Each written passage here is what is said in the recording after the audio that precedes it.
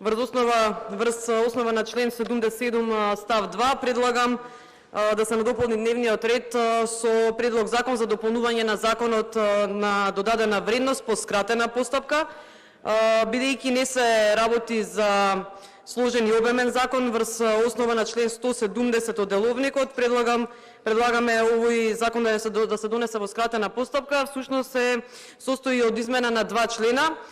и тоа во членот 30 став 1 по точката 18 се додава точка 18а, кој гласи менструални производи, и другиот член е всушност кога стапува во сила, односно овој закон влегува во сила со денот на објавување во Службен весник на Република Македонија. Овој закон го бараме после одбиениот амандман на Комисијата за финансирање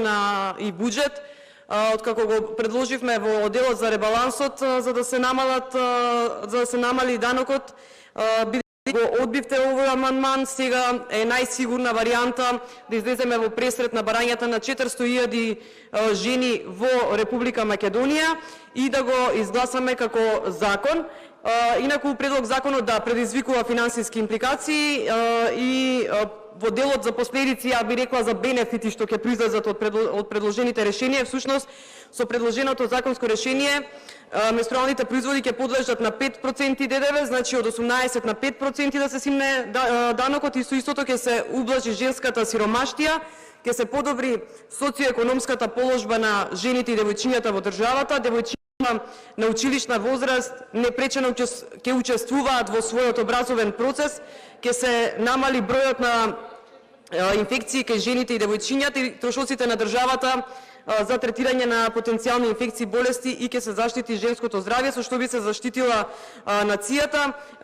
Една, да речам, општа пресметка е направена дека државата ќе добива само 13% помалку од ДДВ за менструални производи, во кои што спаѓаат влошки тампони и менструални чашки, или математички изразено е всушност еднакво на 400.000 жени во репродуктивен период трошат во просек 250 денари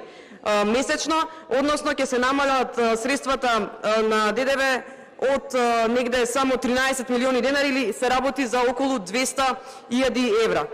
Со оглед на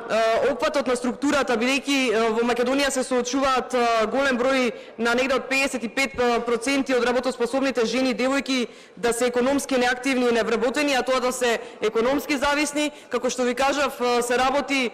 за околу 400.000 жени, се работи за здравјето на нацијата, и би ве замолила да излезете во пресрет и да го изгласаме, да се внесе ова